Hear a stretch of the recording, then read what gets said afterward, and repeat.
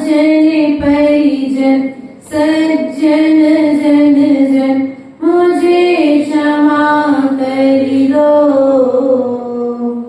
मेरे हित की महाभावना अपने दिल भर लो। उन्नति पथ की यही कामना फल फूलों में हो। मेरा अंतिम मरण समाधि तेरे घर पर हो। बोले अनंत सिद्ध परमेश्वर भगवान की जय। देवादिदेव मूलाय चिंतामणि पार्श्वनाथ भगवान की जय। परम पूज्य आचार्य भगवान दीक्षाड़ कुंद कुंद स्वामी की आचार्य भगवान विराट सरदी विशुद्ध सागर जी महाराज की क्षमा मूर्ति आचार्य गौरेश्वर विभव सागर जी महाराज की श्री महाराज की जय। प्रिय मित्रों, आज क्षमावाणी पर्व हम मना रहे हैं। इस क्षमावाणी पर्व क्यों मनाते हैं? मन में ये प्रश्न तो आपने जो गलतियां की हैं उन गलतियों की क्षमा के लिए किसी का दिल दुखाया है, उस बात की क्षमा के लिए किसी से आपने अपशब्द कह दिए हैं, इसलिए किसी से आपका बैर बंध चुका है, उस बैर को छोड़ने के लिए तो आचार्य भगवंतों ने कहा कि जैन धर्म में क्षमा तो प्रतिपल मनाना चाहिए, प्रति क्षण मनाना चाहिए। और सुबह शाम दोपहर अर्थात साधु 3 टाइम प्रतिक्रमण करके, 4 टाइम सामयिक करके, 4 टाइम स्वाध्याय करके स्वयं से भी क्षमा मांगता है और पर जीवों से भी क्षमा। लेकिन पर्युषण पर्व के बाद में ये क्षमावाणी पर्व क्यों? ये कभी विचार किया भैया? सुलभ शास्त्री हो, मथुरा में पढ़े हो, आपको तो हमसे ज्यादा मालूम होगा। ध्यान रखना, ये क्षमावाणी पर्व पर्युषण पर्व के बाद में क्यों? अब ये पर्युषण पर्व तो साल में 3 बार आते हैं, फिर एक ही बार क्षमावाणी क्यों? 3 बार क्षमावाणी होना चाहिए, 3 बार दशलक्षण पर्व को इस प्रकार महोत्सव पूर्वक मनाना चाहिए। लेकिन ये मध्य के अर्थात इस सावन के आषाढ़ के महीने में क्यों बने पर्युषण भाद्रपद के माह के पर्युषण पर्व को क्यों मनाते हैं? कभी ये प्रश्न तो मन में आया ही नहीं है। जैसा चला आ रहा है परंपराओं को वैसा चलने दो। और तो और यदि कोई प्रश्न करे ईशान के जैसा कोई बच्चा तो कोई ये कहे ज्यादा दिमाग मत लगाओ, जो जैसा चल रहा है शैलेश भैया वैसा ज्यादा दिमाग लगाने की जरूरत नहीं, दिमाग लगाना पड़ेगा क्योंकि ये शाश्वत पर्व है। यदि कोई परंपरा चल रही है, कोई रीति और नीति यदि कोई चल रही है तो उस नीति और रीति और परंपरा के चलने का कारण क्या है, यह हमें स्वयं विचार। यदि हम स्वयं विचार नहीं करेंगे तो विचार दूसरे हमारे ऊपर। प्रिय बंधुओं, जीवन में ध्यान रखना, यह जो क्षमावाणी पर्व है आज के दिन इसलिए मनाते हैं क्योंकि 16 कारणव्रत का प्रारंभ हुए। आज से 1 महीने पूर्व 16 कारणव्रत प्रारंभ हो गए। उसके पश्चात में पर्युषण पर्व के 10 उपवास यहाँ पर लोगों ने किया, 10 लक्षण व्रत की साधना यहाँ पर लोगों ने की, पंचमेरु के व्रत यहाँ पर लोगों ने किए, रत्नात्रय व्रतों की साधना जीवों ने की है। इसलिए यहाँ पर आचार्य भगवंतों हमसे आचार्यों ने परंपरागत यहाँ पर कहा है कि इन 16 कारण व्रतों की आराधना करने में, इन पर्युषण व्रतों की आराधना करने में, पंचमेरु के 5 व्रतों की आराधना करने में, रत्नात्रय व्रत के 3 उपास व्रत आदि की साधना करने में, विधि विधान को करने में यदि किसी भी तरह की हमसे अभिनय हुई हो तो भगवान में क्षमा याचना मांगता हूँ, अर्थात स्वयं को भी क्षमा करता हूँ, स्वयं के दोषों की भी क्षमा मांगता हूँ और पर जीवों को हमारे मंदिर आने में, जाने में, पूजन द्रव्य रखने में, उठाने में, अभिषेक का कलश उठाने में, रखने में, धोती दुपट्टा पहनने में, उतारने में, आदि आदि तरह से जो कोई भी आरंभ सारंभ हुआ है और उसके माध्यम से एक इंद्री से लेकर के 5 इंद्रिय जीवों का यदि कोई घात हुआ है तो मैं उस पाप की आलोचना, क्षमा याचना, इसलिए क्षमावाणी पर्व अपने यहाँ पर मनाया जाता है। ये शाश्वत पर्व के रूप में ये जैनों के साथ साथ में तो ठीक है, आजकल इस पर्व को अन्यत्र जीव भी, अर्थात मात्र ये क्षमावाणी पर्व जैनों का पर्व नहीं रह गया, यह तो विश्व पर्व बनने की तैयारी है, यह विश्व पर्व बनने जा रहा है। ऐसा क्षमावाणी पर्व जिस पर्व के लिए, जिस क्षमा के लिए आचार्यों ने हृदय में धारण किया था, जिस क्षमा के विषय में आचार्यों ने जिनवाणी में वर्णन किया था, आज वह क्षमा जैसे तिरंगा ध्वजा लहराती है, उसी तरह से क्षमा पर्व सर्वत्र विश्व में लहराता है। ये क्षमावाणी जीवों के हृदय को शांति प्रदान करती है। ध्यान रखना भैया, शैलेश में भैया, यदि किसी से आपका विवाद हो जाए, आपको बहुत आकुलता व्याकुलता रहेगी, बहुत भीतर में संकलेश होगा। क्यों क्लेश भैया, सही कह रहे हैं? यदि तुम्हारा प्राची से कभी झगड़ा हो जाए, बिना कोई कारण के झगड़ा हो जाए दोनों का, और झगड़ा होने के पश्चात में दोनों जब तक बात नहीं करेंगे, जब तक दोनों के हृदय में उथल पुथल चलती रहेगी, और जैसे ही दोनों हाथ जोड़ करके जीव क्षमा मांग लेगा, अपना मन हल्का, भले गलती किसी की थी, लेकिन हमें व्यक्ति गलती करने के बाद में पछताता है, पहले नहीं सोचता। लेकिन आचार्य लोगन कहते हैं एक बार गलती करने के पहले विचार कर लो। अब क्षमावाणी पर्व श्रावक कैसे मनाए? आचार्य भगवान कहते हैं ये क्षमावाणी पर्व एक दिन का पर्व नहीं है, ये 365 दिन का पर्व है, अर्थात जीवन से लेकर के मरण पर्यंत तक का पर्व है। साधु जिस दिन साधु बनता है, अर्थात जिस दिन उसे साधु की साधना का ज्ञान होता है, उस दिन से वह क्षमावाणी पर्व मनाना प्रारंभ। खम्मामि सब जीवाणाम, हाथ जोड़ो एक बार, खम्मामि सब जीवाणाम अपवैसे सब्बे जीवा खमन्तु मे, खम्मामि सब जीवाणाम सब्बे जीवा खमन्तु मे, खम्मामि सब जीवाणाम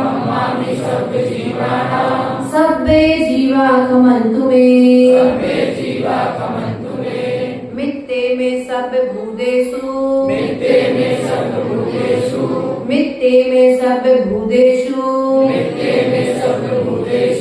वैरम मध्यम न केरवी। अब इसको आपको एक बार पुनः करना है, प्रभु के चरणों की ओर देख करके, खम्मामि सब जीवाणाम सब्बे जीवा खमन्तु मे, मित्ते में सब भूतेषु वैरम मध्यम न केरवी। हे प्रभु, मैं सबसे क्षमा मांगता हूँ, मैं सब जीवों को क्षमा करता हूँ, सब जीव मेरे मित्र हैं, मेरा किसी से बैर नहीं है। अब तो समझ में आ गया ना। ये मुद्रा आपको प्रातः कालीन वेला में उठ करके अपने बिस्तर को त्याग करके आपको रोज करना है। ये 4 मुद्राएं आप रोज करना। यदि आपको उस प्राकृत में याद नहीं है, हमने जो छंद बोला है प्राकृत में था, अगर ये छंद नहीं है तो हिंदी में तो याद हो गया ना। मैं सबसे क्षमा, मैं सबको क्षमा करता हूँ, मेरी सबसे मेरा किसी से बैर नहीं है। ये 4 बातें याद हो गई ना। बस इन 4 बातों को तुम बड़ा प्रतिक्रमण यदि नहीं कर पाते हो, किताब देखने का समय तुम्हारे पास में नहीं है, तो ये 4 लाइन बोल करके सोने के पहले क्षमा याचना कर लेना और उठने के बाद क्षमा याचना कर लेना। क्षमावाणी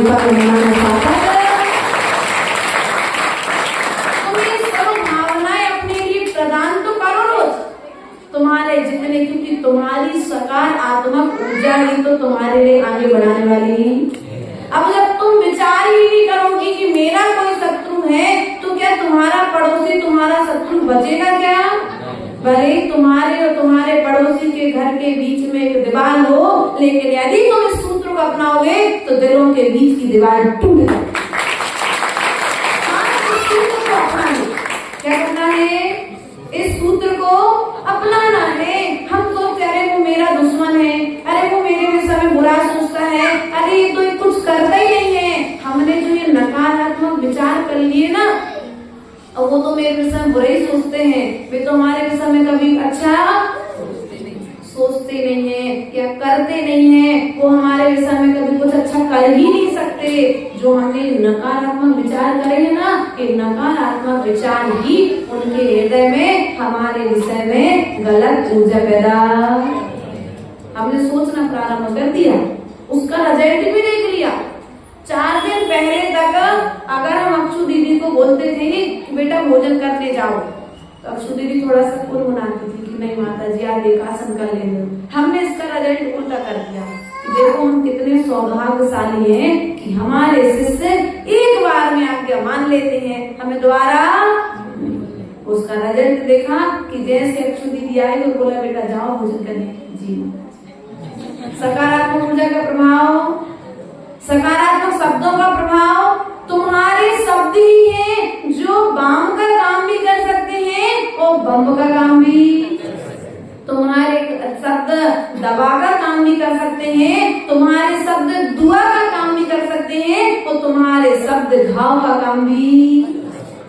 तो ध्यान रखना, इन शब्दों का प्रयोग सदा करना। आचार्य गुरुदेव सदा कहते हैं इन शब्दों से निकालना है।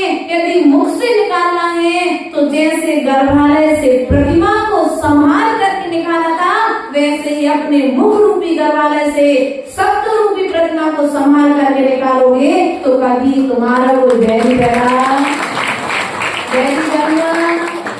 तीर्थंकर भगवान के समय में कोई बैरी नहीं हुआ। जब पारसनाथ भगवान जब पारसनाथ की पर्याय में थे तब उनका कोई बैरी, उसके पूर्व में उनका भाव से चला आ रहा था, इसलिए वो नियोग उस प्रकार का बना था। लेकिन पारसनाथ की पर्याय में पारसनाथ को कोई बैरी नहीं था। उसी प्रकार से सब तुम्हारे मित्र हैं। तुम जहाँ पर भी देखो, जैसे जब प्रकृति की ओर देखते हैं, प्रकृति हमारे लिए हंसती हुई हरी दिखाई देती है। भगवान की प्रतिमा को तुम जिस दृष्टि से देखते हो, भगवान की प्रतिमा तो वैसी क्यों है शैलेश जी? कभी कभी कोई याद, आज तो भगवान ऐसे उदास से लग रहे थे। अब बताओ भगवान उदास थे कि तुम उदास थे? बताओ। वहीं पर दूसरा दर्शन कर रहा है, एक को भगवान की प्रतिमा मुस्कुराती हुई दिख रही है और दूसरे को वहीं पर प्रतिमा उदास दिख रही है। कारण प्रतिमा ना तो उदास थी और ना प्रतिमा मुस्कुरा रही थी। तुम्हारे भीतर में खुशी थी तो तुम्हें प्रतिमा मुस्कुराती हुई दिख रही थी, और तुम्हारे भीतर में गम था तो तुम्हें प्रतिमा उदास। इसलिए जो भीतर की भावनाएं हैं बाहर में दृश्य का निर्माण करती हैं, अर्थात हमारी भावनाएं ही सामने वाले को जैसा हम देखना चाहते हैं वैसे व्यक्तित्व का निर्माण कर देती हैं। इसलिए अपनी भावनाओं को तुम जैसा बनाओगे, सामने वाले के भाव भी तुम्हारे प्रति वैसे बन जाएंगे। इसलिए आज क्षमा वाणी पर्व है, तो क्षमा वाणी पर्व पर हमें अपनी वाणी से जो तीर्थंकरों ने बोला है। अच्छा एक बात बताओ, किस किस की इच्छा है कि समोसन लगे? अपना अपना, हमारा तो लगा ही है। अच्छा ये बताओ, अच्छा तुम लोग ऐसे हाँ डाउट में क्यों करे, अच्छे से करो ना मुझे, तो बात सब कल्पना नहीं चल। किस किस की भावना है कि सबका समोसन लगे? सब भगवान बनना चाहते कि नहीं चाहते? बोलो तो। पीछे वाले कि बीच वाले स्वाति नहीं चाहते क्या? अरे भैया तुम्हें भगवान बनना है तो भगवान बनने के पहले सुलग को छोड़ना पड़ेगा। आज से भगवान बनने की भावना तो देखो, शरीर तो बहुत जोर से हंस रहा है। ध्यान रखना, जिस दिन तुम भगवान बनोगे श्री भैया, उस दिन जो तुम्हारी धर्म पत्नी है ना, उसके लिए भी तुम्हें छोड़ना पड़ेगा। लेकिन छोड़ने की पहले तुम्हें भीतर से जो राग है, उस भीतर के राग को छोड़ना पड़ेगा, तब कहीं जाकर के आप सभी का समोसन। इसलिए बंधुओं, अर्थात आप सबको भगवान बनना है, और जब भगवान बनना है तो रोज भीतर में विचार करना है कि जो जो काम भगवान ने किया है, क्या करना है? बोलो तो। वही काम मैं करूंगा। जो भगवान ने नहीं किया है वो कार्य में, बोलो तो। आज मौन हो गई, क्या बात है? कोशिश, अभ्यास तो बन। आज भगवान के सामने झूठ नहीं बोलेंगे हम, क्योंकि घर में रह करके थोड़ा बहुत आरंभ सारंभ हो जाता है, उसकी बात नहीं है। लेकिन भीतर में भावनाएं तो करो कि जो जो काम भगवान, संकल्प नहीं दिला रहे, संकल्प दिलाते तो पाप लगता है। यहाँ पर तो हमारे साथ में हम आपसे प्रवचन करा रहे हैं, है ना? इसलिए रोज ये विचार करना है कि मुझे भगवान, बोलो तो। पीछे वालों, सुलगते पापा जी, वर्षा की माँ, बनना है ना भगवान। अब भगवान बनना है, मैं भगवान बन के रहूंगा। क्या? मुझे भगवान, मैं भगवान, जो कार्य भगवान ने किया है वही कार्य में, जो कार्य भगवान ने नहीं किया है वह कार्य में नहीं करूंगा। यदि ये 4 संकल्प तुम्हारे जीवन में आ गए तो पारशुराम भगवान के चरणों में अर्घ्य चढ़ाते चढ़ाते एक दिन ऐसा आएगा कि तुम्हारे चरणों में भी अर्घ्य समर्पित करने के लिए जीव सर्वों से जीव आएंगे। इसलिए प्रिय बंधुओं, आज क्षमा वाणी का पर्व है। आज वचनों से क्षमा होना चाहिए, आज मन से क्षमा होना चाहिए, आज तन से क्षमा होना चाहिए।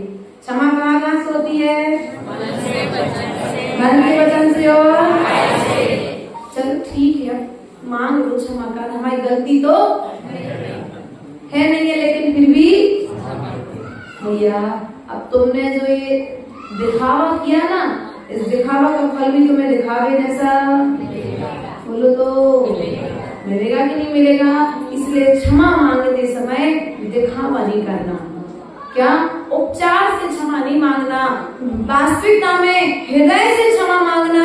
जब हाथ जोड़ो, देखो ये हाथ हमारे पास में है, इन हाथों से चाहे तो हम क्षमा मांग ले, और इन हाथों से चाहे तो वैभाव अपने शत्रु भी खड़े कर सकते हैं। इन हाथों का प्रयोग चाहो तो दान पूजा में करो तो भक्ति हो जाएगी। क्या हो जाएगी? दान पूजा में करोगे तो भक्ति हो जाएगी। हाथों को जोड़ लोगे तो विनय हो जाएगी, और इन्हीं हाथों के लिए ऐसा उठा दोगे तो बोलो तो लड़ाई हो जाएगी, झगड़ा हो जाएगा, तुम्हारे शत्रु खड़े हो जाएंगे। ये हाथ तुम्हारे पास में है। हमारे तीर्थंकरों ने हाथ पर हाथ रखने की बात कही है, हाथों को जोड़ने की बात कही है, हाथों से दूसरे का उपकार करने की बात कही है। कभी हाथों से दूसरे का उपकार करने की बात नहीं कही है। अर्थात इस प्रकार से हम तन की क्षमा वाणी कर सकते हैं। क्या?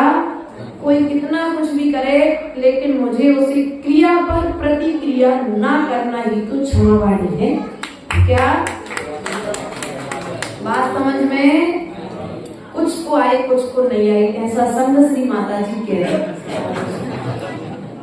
क्रिया पर प्रतिक्रिया, ईद का जवाब अब क्लियर हो गई। किसी ने एक बात कही तो हम 4 बार, अर्थात तुम उसने, यदि हमने पूर्व के प्रवचन में भी बताया था, यदि किसी ने तुमको गाली दी है, उस गाली की तुम जवाब ही ना दो। सामने वाला सोच अरे यार तो कोई असर ही नहीं हुआ। अब वो चाहता था कि वो तुमको अपशब्द कहे और तुम पर उसके अपशब्दों का असर, और जब तुम पर असर नहीं होगा तो सामने वाला अपने आप आ जाएगा। लेकिन हमारी स्थिति क्या है कि सामने वाले ने अपशब्द कहे, हम तो ऐसे थे ही नहीं, तुमने हमसे ऐसी कही कैसे? अब गाय के तो 2 होते हैं, लेकिन घर में अपन लोग के कितने निकल आते हैं? सींग कितने निकलते झगड़े के लिए। इसलिए ध्यान रखना है, हमारे पास में ये मनुष्य पर्याय हमको मिली है, हमें मन से भी कभी किसी का अपकार, कोई तुमसे अपशब्द कह दे, हम तो एक विचार करते हैं सदा से सौरभ भैया, यदि कोई हमारे विषय में बुरा कह रहा है तो हम तो ये जानते हैं या तो हम बुरे हैं इसलिए सामने वाला कह रहा है, इसलिए हमें सुधार करना है। क्या? या तो हम बुरे हैं, जो हमारे दुर्गुण हमको नहीं दिख रहे हैं, सामने वाले को दिख रहे हैं, तो हमें उसमें सुधार करना, क्योंकि आज ही विरोध में कह रहा है, कल कोई प्रेम से हमसे आकर के कहे, उसके पहले हम उसमें सुधार करें। दूसरी बात, यदि हम बुरे नहीं हैं तो तुम्हारे कहने से बुरे होने वाले बोलो। ये 2 सूत्र भी हमारे जीवन को, उन्नति को ले जा सकते कि नहीं ले जा सकते? यदि हम बुरे हैं तो हम सुधार करेंगे, और यदि हम बुरे नहीं हैं तो तुम हमें जान नहीं पाए हो, इसलिए तुम राग में, द्वेष में आकर के हमारे विषय में बुरा बोल रहे हो, तो कोई बात नहीं, ये तुम्हारी अज्ञान दशा है। क्या है? बोलो तो। या तो व्यक्ति अज्ञानता में झूठ बोलता है, या अज्ञानता में व्यक्ति क्रोध करता है कि नहीं करता है? क्योंकि कसाय का उदय अज्ञान के उदय के साथ में ही होता है। इसलिए ये व्यक्ति सरासर, यदि कोई व्यक्ति तुम्हारे विषय में कुछ गलत बात बोल रहा है तो तुम उस पर कोई एक्शन मत लो। क्या करो? तत्काल एक्शन मत लो। यदि कोई पाप कर रहा है तो थोड़ा उसको समय दे दो, अच्छे से जांच पड़ताल कर लो, और जांच पड़ताल करने के पश्चात में फिर क्यों सर भैया ऐसे करना है ना, पहले पूरी जानकारी ले लो, मौका दो व्यक्ति को सुधरने का, और जब व्यक्ति सुधरने तैयार नहीं है, या तो उससे अपने संबंध त्याग कर दो, या फिर उस व्यक्ति को सुधारने का पुरुषार्थ कर लो। 2 चीज में से ही संबंध स्थापित होते हैं, और जब व्यक्ति बार बार सुधरना नहीं चाहता है तो अपन आउट हो जाओ। क्या हो जाओ? अपन उस व्यक्ति से माध्यस्थ भाव हो जाओ। अर्थात सामायिक पाठ की प्रथम कारिका में आचार्य भगवान अमित गति स्वामी ने कहा है, सत्वेषु मैत्रीं गुणेषु प्रमोदं क्लिष्टेषु जीवेषु कृपा परत्वं माध्यस्थे भावं विपरीति वृत्तो सदा ममात्मा विधातु देव। अर्थात यहाँ पर कहते हैं सत्वेषु मैत्रीं, सभी जीव मेरे मित्र। क्या? सभी जीव मेरे सत्वेषु मैत्रीं गुणेषु प्रमोदम, अर्थात गुणी जनों को देख करके क्या होता है? प्रमोद भाव होना। क्या होना? यदि अपना बच्चा अभिषेक करने नहीं जा रहा है, अपना पति अभिषेक करने नहीं आ रहा है, अपने परिवार से कोई मंदिर नहीं आ रहा है, और दूसरे के घर का आ रहा है, तो ईर्ष्या भाव नहीं करना। क्या? एक्सेप्ट करो, अहंकार मत करो। अरे नहीं आता तो कौन से गलत काम किया, अरे भैया नहीं आ रहा है, पहले तो गलती स्वीकार करना ही क्षमावाणी पर्व है। आज व्यक्ति अहंकार के वशीभूत होकर के सुलभ भैया अपनी गलती स्वीकार नहीं करता है, और गलती स्वीकार न करने के कारण ही व्यक्ति संसार में दुखों का भोगी होगा। इसलिए गुणी जनों को देख करके प्रमोद भाव उत्पन्न होना। क्या होना? बोलो तो।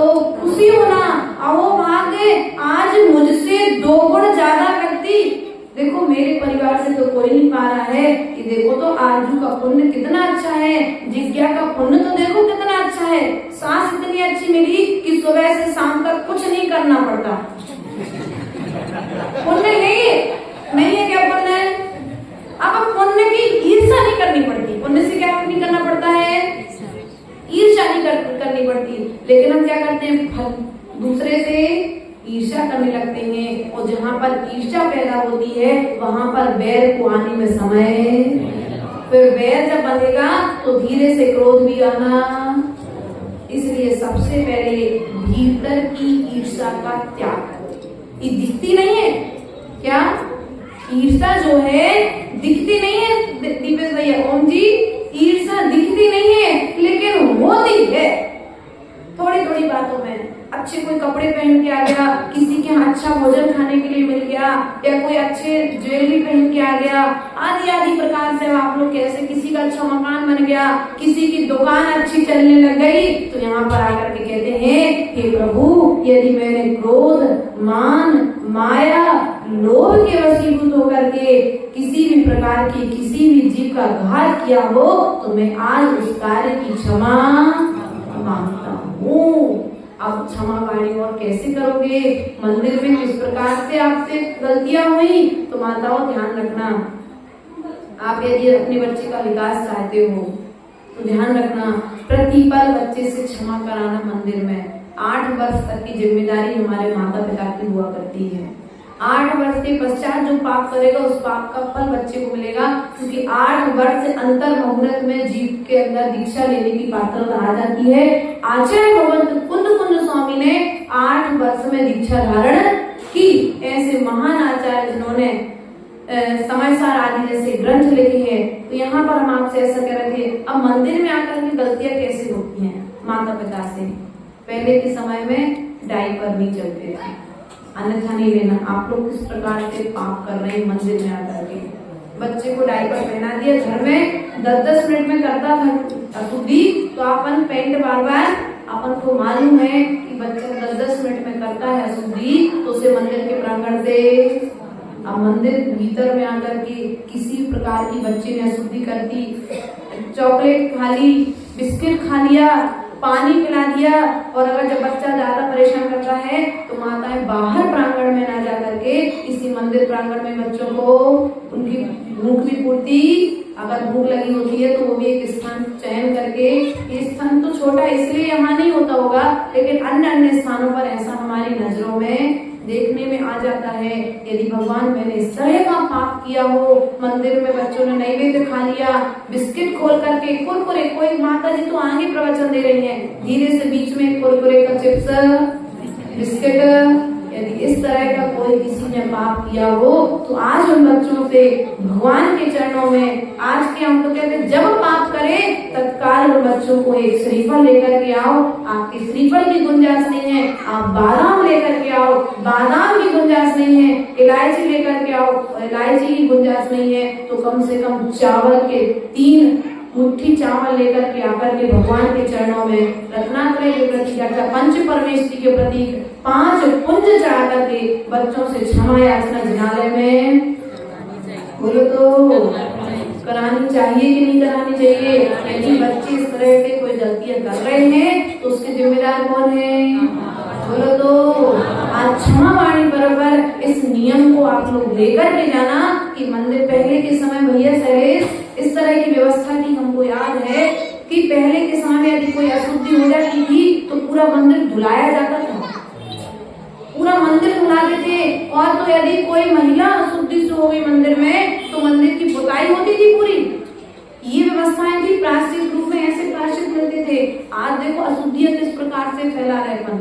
क्षमा वाणी पर्व पर हम क्षमा तो मना रहे हैं, लेकिन क्षमा के साथ साथ हमें गलतियों का ज्ञान होना भी तो जरूरी। और जब गलतियों का ज्ञान होगा तो सही मायने में क्षमा वाणी पर्व मंदिर में कभी अशुद्धि रूप में हो गए, मंदिर में आने के पूर्व जिनवाणी आदि पकड़े किसी भी तरह के कोई यदि आपके विषय से संबंधित कोई गलतियां होती हैं, अशुद्धि में आहार दान दे दिया, आहार बना दिया, ध्यान रखना है जब तक आप पूर्ण रूप से शुद्ध नहीं है तब तक आप चौथे में जाने के पात्र बोलो तो इतना तो सबको ज्ञान। लेकिन ध्यान रखना, आगम की व्यवस्था है। आप लोग को आज इसलिए बता देते हैं कि आप लोगों को भी इस विषय की जानकारी होना जरूरी है, क्योंकि कई बार प्रमाद के कारण इनको करना पड़ता है और इनके प्रमाद के कारण आपको सहन करनी पड़ती है बहुत सारी चीजें। चौथे दिन के बाद ही महिला मंदिर दर्शन करने के योग्य है। क्या कहा भैया? अर्थात चौथे दिन बाहर से दर्शन करे, चौथे दिन अपने पति को मात्र आहार बना सकती है। क्या कहा चलित भैया? चौथे दिन मात्र कितनी भी शुद्धि रहने थे, पहले दिन से आप तीसरे दिन तक बिल्कुल शुद्ध बैठे रहे, लेकिन फिर भी आप साधु के दर्शन करने के, जिनालय में प्रवेश के, जिनवाणी के श्रवण के पात्र नहीं है। इस बात को आज आप लोग ध्यान रखना। जैसे लोग के तीसरे दिन पहुंच जाते हैं, दूसरे दिन पहुंच जाते हैं, ये आप लोगों ने हमारे पास बहुत बड़ा सा ग्रंथ रखा है।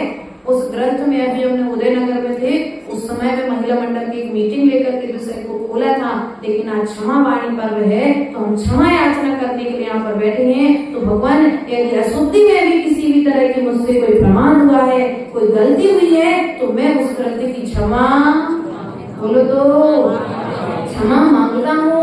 कभी भी 3 दिन तक अपने पति को भोजन बोलो तो बनाकर, यदि तुम इतनी बड़ी कॉलोनी है, 100 घर, 40-50 घर तुम्हारे यहाँ पर है, आप सब मिलकर के यहाँ पर एक भोजनशाला खोल सकते हो, 2 लोग लगा सकते हो, वहाँ पर भोजन की व्यवस्था। और इंदौर में तो हर जगह टिफिन की व्यवस्था है, दादा बाड़िया है, शुद्ध भोजन की व्यवस्थाएं मिलने लगी हैं। तो प्रयास करना कि 3 दिन आपको बाहर का ही भोजन। और हम तो ये कहते हैं कि यदि 3 दिन नहीं करती हैं, तो 27 दिन आपको मिलते हैं। 27 दिन में भोजन बनाना सीख लीजिए। विवाह के पहले प्रत्येक बच्चे को भोजन बनाना आना चाहिए। इसके दुष्प्रभाव हम आपको विषय धीरे धीरे खोल करके बताएंगे। यदि आप इस प्रकार के दुष्प्रभावों से बचना चाहते हैं, ध्यान रखना, आप खोलना मोबाइल में। प्रशांतमती माता जी ने एक बहुत छोटी सी किताब निकाली है, ऐसा लग रहा है जैसे अभी रोटी बनाने लगे। ध्यान रखो और आगे सुनो।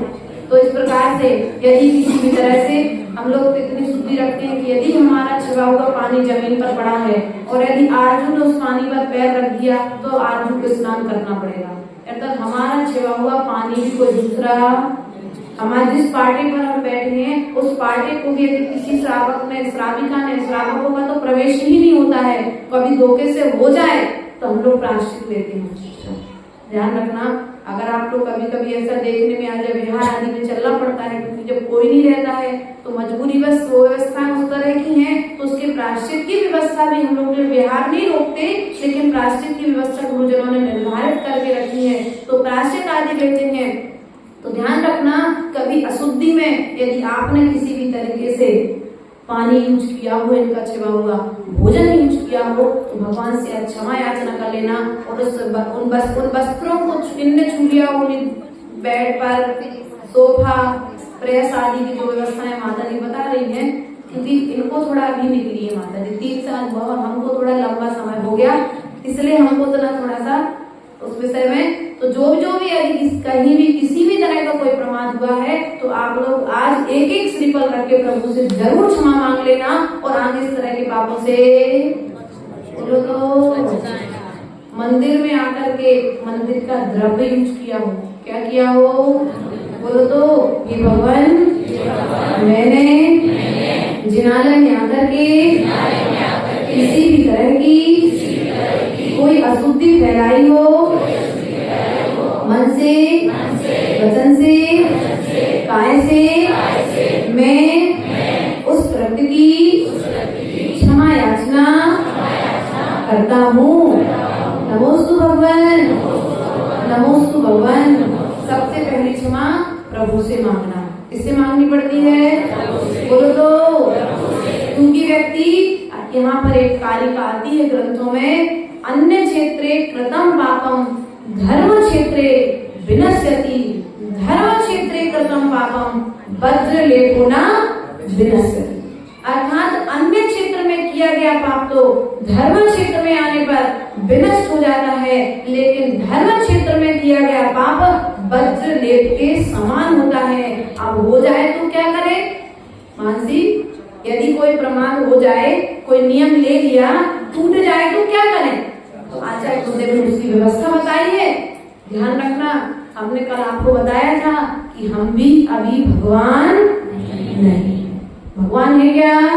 हम भगवान बनने की प्रोसेस में हैं। उस कार्य को करना प्रारंभ कर रहे हैं जो भगवान ने किया है। तो अभी भगवान बने नहीं है तो प्रमाद हमसे भी हो सकता है, होता है। स्वप्न आदि के माध्यम से यदि कोई दोष लग गया हो, अब आज नियम ले लिया कि भगवान रात्रि भोजन का त्याग क्या ले लिया, लेकिन सपने में उठाए गाड़ी और होटल पहुंच गए।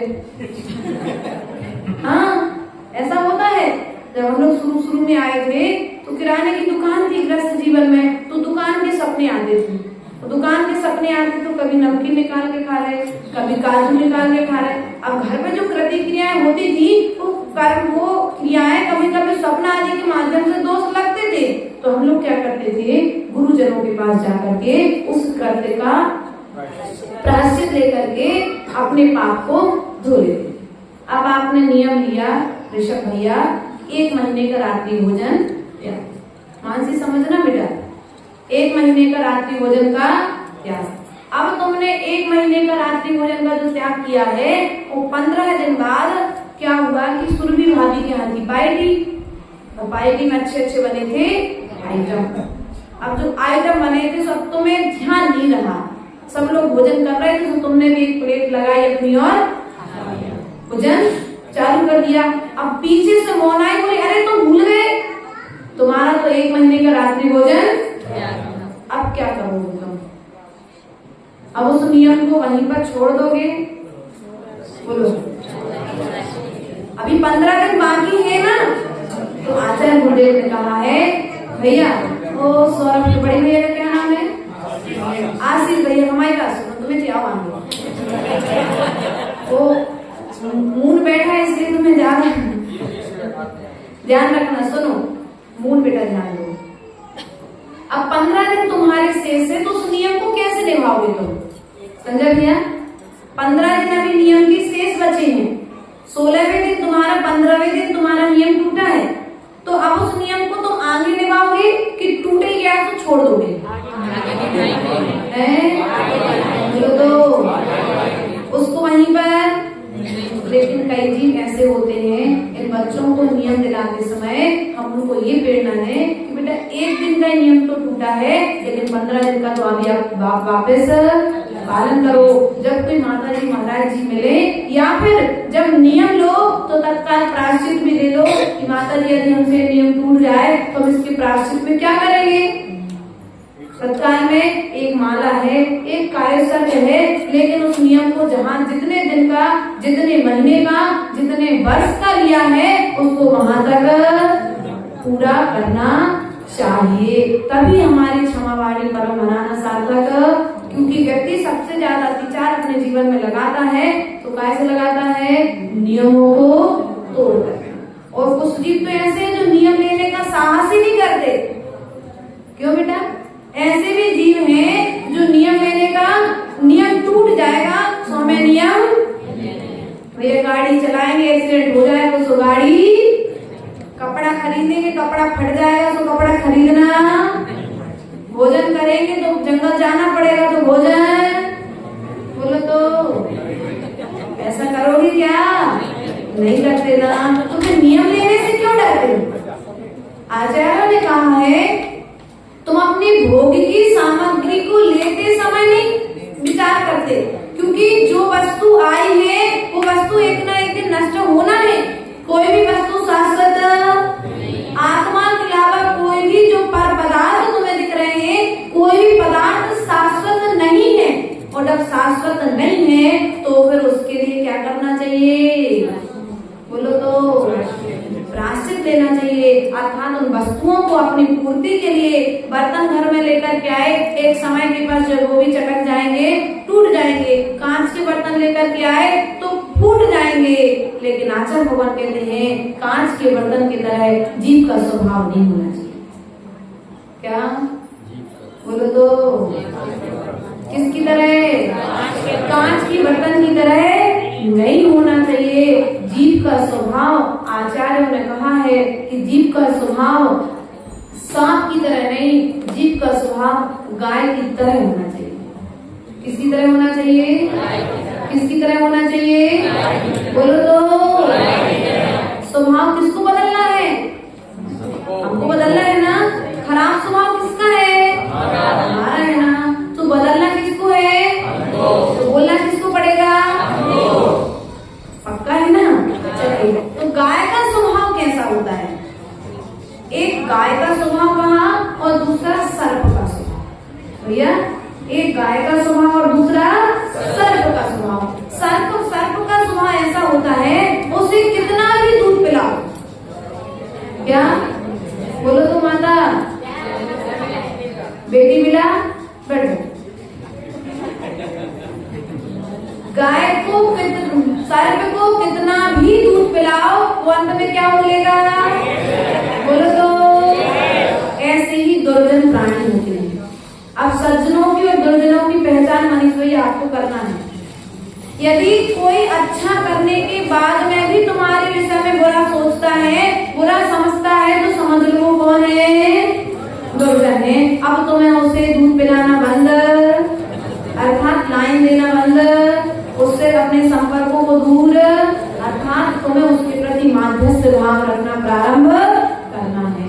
दूसरे होते गाय के स्वभाव वाले, जिन्हें कहते हैं सज्जन प्राणी। गाय को ग्वाला कितना भी मारे, गाय को ग्वाला कितना भी पीटे, गाय को तुम घास डालो, गाय को तुम पानी पिलाओ, गाय को तुम धुआं पिलाओ, गाय को तुम जो भी पिलाओगे वो देगी क्या? बोलो तो उसी प्रकार सज्जन प्राणी होते हैं। उनके साथ में तुम कितना भी बुरा करो, वे अंत समय में तुम्हारे गुणों को ही गाया करते हैं, अर्थात अच्छाई बुराई में भी अच्छाई देखा करते हैं। इसलिए आचार्यों ने कहा है कि यदि तुम सज्जन हो और यदि सज्जन नहीं हो तो सज्जन बनना चाहते हो तो तुम्हारे प्रति जिसने अपकार किया है उसके पूर्व भाव के उस अपकार का विस्मरण करके वर्तमान के उपकारों को याद करो या विचार करो। इस जीव की परिणति ऐसी नहीं है जो सास बहू की पूर्व में आरती उतारी थी पहले दिन, कोई सास आज यदि गाली दे रही है तो ध्यान रखना, इसमें दोष सास का नहीं है, इसमें दोष तुम्हारे कर्मों का। जिस माता पिता ने तुम्हें जन्म दिया था, वे माता पिता जिन्हें माँ ने 9 माह पेट में पाला, पिता ने उंगली पकड़ करके हमें चलना सिखाया, वो पिता बुरा नहीं था, वो माँ बुरी नहीं थी, वो बहू बुरी नहीं थी, वो बेटा और बेटी बुरी नहीं थी। यदि बुरा कोई हुआ था तो हमारा कर्म बुरा हुआ था, लेकिन हम दोष दूसरे को दे देते हैं और अपने संबंध खराब। भैया हमारा कर्म का उदय चल रहा है सुलभ भैया, इसलिए लोग हमारे विषय में बुरा। अब कर्म उदय चल रहा है तो क्या रखो?